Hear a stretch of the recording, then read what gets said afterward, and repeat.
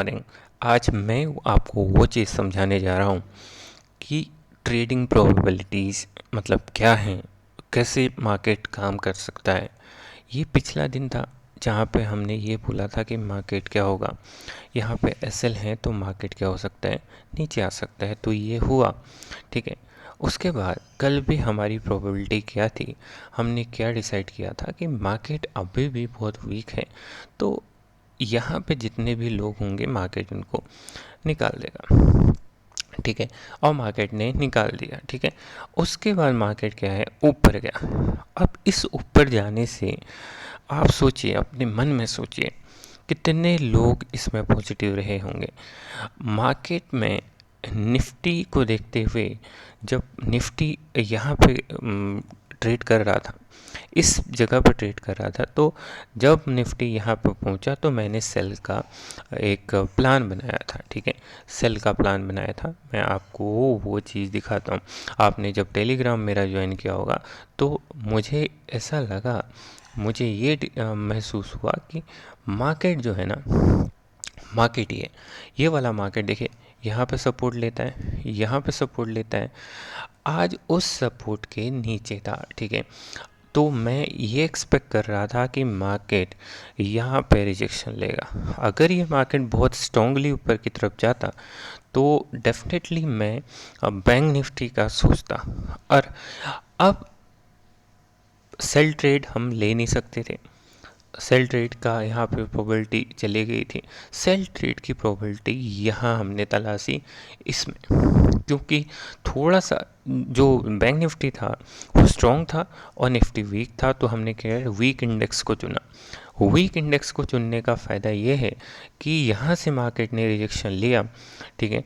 तो आप देख रहे हो कि मार्केट में यहाँ भी ताकत तो लगाई है, लेकिन वो ताकत इनफ नहीं थी और रिजेक्शन लिया है, तो रिजेक्शन के बाद मार्केट यहाँ पे आए। ठीक है। अब बहुत ही ज़रूरी पॉइंट है वो सुनिए। मार्केट क्या करता है, ऊपर कितना जा सकता था। मार्केट जब तक हम सोचते समझते मार्केट यहाँ तक पहुँच चुका था। अब मुझे ये पता था कि मार्केट अगर जाएगा तो मिनिमम इस लेवल का ब्रेकआउट करेगा। अब ब्रेकआउट करेगा, लेकिन ब्रेकआउट नहीं कर पाया, यहाँ पर भी ब्रेकआउट नहीं हो पाया।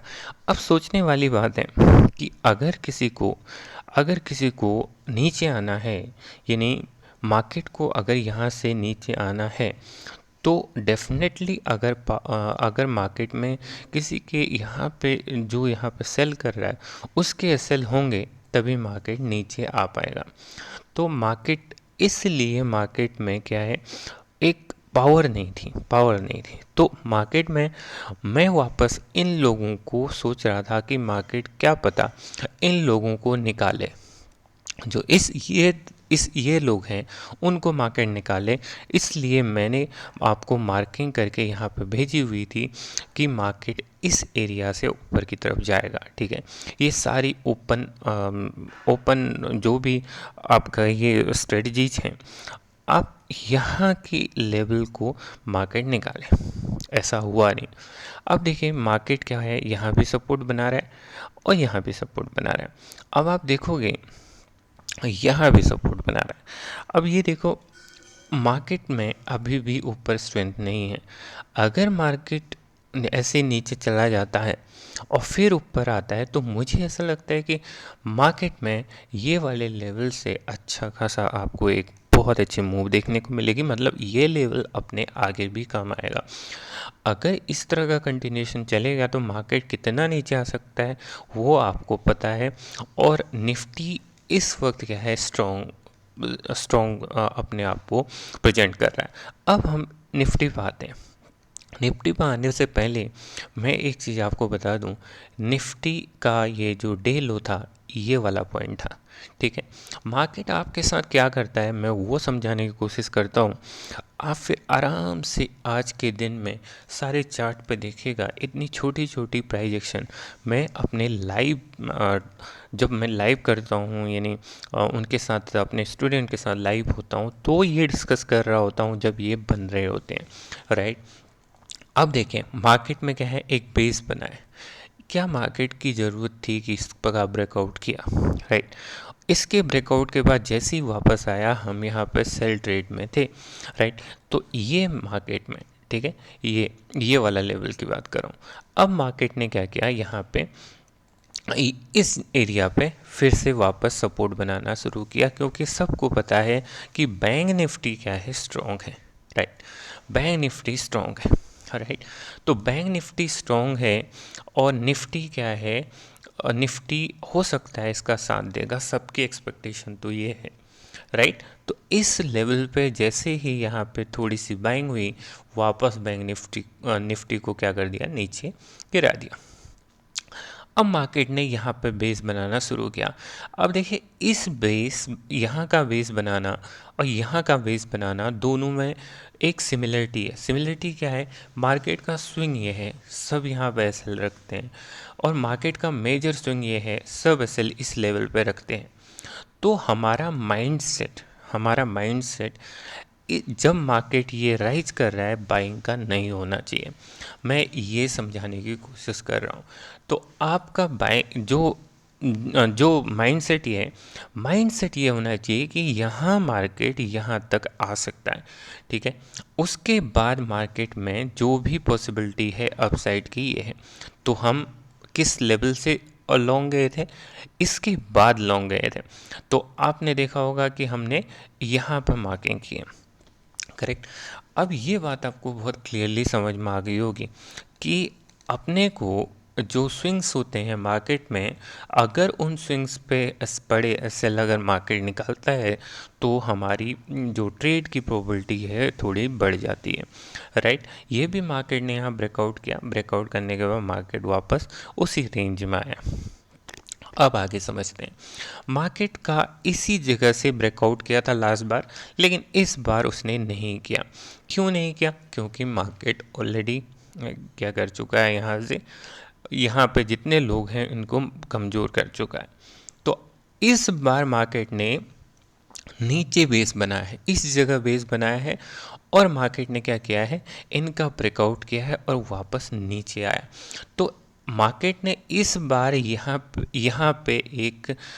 यहाँ पे इस लेवल पे जोन बनाया है। पिछली बार इसने यहाँ पे रेजिस्टेंस लिया, इस बार यहाँ पे रेजिस्टेंस लिया, उसका ब्रेकआउट किया और फिर मार्केट नीचे आया, राइट। अब और बात करते हैं, थोड़ा सा पीछे आइए। देखिए, मार्केट में इस जगह पे बेस बना है, इस जगह पे बेस बना है, इसका ब्रेकआउट हुआ है।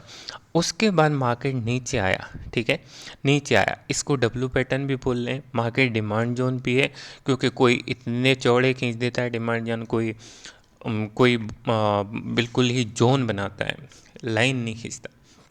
पर आप छोटी प्राइजेक्शन में देखोगे तो मार्केट ने क्या बनाया है, डब्ल्यू पैटर्न बनाया है, ठीक है। तो यहाँ पर भी आप देखोगे, ये भी डब्ल्यू पैटर्न है, राइट। यहाँ पर भी देखोगे डब्ल्यू पैटर्न है। अब इसका ब्रेकआउट हुआ है नीचे की तरफ। तो मार्केट नीचे आने की वजह क्या है, मार्केट नीचे आने की वजह है मार्केट का ये बेस बनाना, फिर मार्केट का ऊपर राइज करना, ठीक है। उसकी तरह अब देखिए, जो ये पैटर्न का खेल है ना, वो पैटर्न का खेल है बहुत बुरा। तो पैटर्न, अगर आप पैटर्न को समझोगे, तो पैटर्न के चक्कर में आओगे तो फिर थोड़ा डिफ़िकल्ट हो जाता है, राइट। मैं आइडेंटिफाई करता हूँ एसएल, और एसएल को आइडेंटिफाई करने के लिए आपको चाहिए स्किल्स, ठीक है। अब आपको थोड़ा सा नेकेड चार्ट में ले चलता हूँ। अब छोटे टाइम फ्रेम पर देखोगे, ये ठीक है, ऐसे मार्केट ने किया है, तो किसी के लिए ये एम पैटर्न भी दिख रहा है, ठीक है। निफ्टी वीक है, वापस इतना फॉल हुआ है, सबकी एक्सपेक्टेशन है मार्केट में ये सेल जाएगा, राइट, क्योंकि ऐसे लेवल टूटेगा तो ये सेल चला जाएगा, ठीक है। और यहाँ पे आप देखोगे, इस जगह पे देखोगे, ये डब्ल्यू पैटर्न है, अपने से हमने चौड़े यहाँ पे खींचे हुए हैं, और डब्ल्यू पैटर्न का ब्रेकआउट हुआ, यहाँ पे आए हैं बायर, और यहाँ पे आए हैं, फिर हुआ है सेल, यहाँ पे ब्रेकआउट हुआ है, फेक ब्रेकआउट है, यहाँ पे आए हैं सेलर। अब सोचने वाली बात है कि मैंने अपने स्टूडेंट को क्या समझाया कि हम यहाँ से सेल प्रोबेबिलिटी लेंगे, डे डे लो तक। अब यहाँ पे अगर ब्रेकआउट पे ट्रेड करोगे, या आपके लिए सुसाइड से कम नहीं है, तो आपको पहले से प्लान करना है। जब मार्केट यहाँ पे है तब डिसाइड करना है कि मुझे सेल करना है या बाय करना है। जब जब आप यहाँ पे हैं, यहाँ पे आपको सोचना है कि मुझे सेल, इस ट्रेड को कंटिन्यू करना है या बाइंग में जाना है। तो ये सब चीज़ें आपको सोचनी है। देखो, पैटर्न का चक्कर फिर वापस मैं बोल रहा हूँ कि वो होता है बुरा। तो पैटर्न को हम बहुत ही अच्छे ऐसे सोचते हैं। देखिए, डब्लू पैटर्न कोई ऐसे भी बना रहा होगा, वो बोलेगा कि मेरा पैटर्न सक्सेस हो गया। कोई इस डब्लू पैटर्न को ऐसे भी बना रहा होगा, ठीक है, वो भी बोलेगा सही हो गया। तो पैटर्न से ज़्यादा हमारे लिए इम्पोर्टेंट रखता है कि मार्केट क्या प्राइजेक्शन कर रहा है, क्या प्राइजेक्शन बना रहा है, और हमारा बायस किस तरफ है। अगर आपको लगता है, अगर मुझे लगता है कि मार्केट में इस लेवल पे लास्ट स्विंग है, तो इस बेस पे यहाँ पे मैंने ये सोचा कि मार्केट और नीचे थोड़ा सा आ सकता है, तो यहाँ से मैंने एक सेल ट्रेड लिया। ये मैं मानता हूँ, ठीक है। उसके बाद मार्केट में यहाँ पे बेस बना रहा है, ठीक है, यहाँ पे बेस बना रहा है और यहाँ पे अच्छी सेलिंग हुई है। मैं ये सोच रहा हूँ कि मार्केट थोड़ा सा और इन लोगों को जो अर्ली बाय करके बैठे हैं उनको निकाल दे, उसके बाद हम यहाँ पे बैठें तो ज़्यादा सेफर ट्रेड होगा।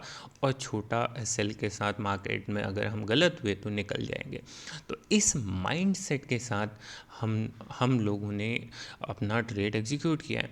इस लेवल पे आप देखिए, ये बहुत ही डिफ़िकल्ट काम होता है कि दोनों जगह के ट्रेंड को आप राइट कर जाओ। तो आपको इस एरिया को अवॉइड कर सकते हैं, यानी इस एरिया में अवॉइड कर सकते हैं। अगर यहाँ से आप ये चीज़ अगर हो गई, आप देख रहे हो कि इसका ब्रेकआउट हुआ है, अब ये सीरियस सेल ऑफ है। उसके बाद आप मोमेंटम देखें कि ये मोमेंटम एक्चुअली, अगर ये बाइंग बहुत ही जेन्युइन है तो ये वाली बाइंग भी सीरियस होनी चाहिए। अगर सीरियस नहीं है तब हम इस सेल का नीचे की तरफ प्लान करेंगे। ये सब माइक्रो प्राइजेक्शन है, ये सब माइक्रो प्राइजेक्शन है। हम इसमें पढ़ रहे हैं क्या, हम इसमें पढ़ रहे हैं मोमेंटम को, हम समझ रहे हैं मोमेंटम को कैसे मार्केट का, अगर ये मोमेंटम जेन्युइन है तो इसका ये रिस्पॉन्स भी जेन्युइन होना चाहिए। तो मार्केट ने नहीं किया तो फिर ये सीरियस है कि मार्केट और नीचे आना चाहता है। तो आप समझ रहे हो कि मार्केट में आपको क्या क्या चीज़ें देखनी पड़ सकती हैं, ठीक है। तो आज के लिए बस इतना ही। अगर आप लोगों ने सपोर्ट किया, आप लोगों ने अपना थोड़ा बहुत टाइम लिया, लाइक्स और सब्सक्राइब, थोड़ा सा मुझे ग्रो करने में हेल्प की, तो definitely I will provide U a good content. और ऐसा कंटेंट मार्केट में बहुत रेयर लोग दे रहे हैं, राइट। अभी के लिए बस इतना ही। Thank you so much.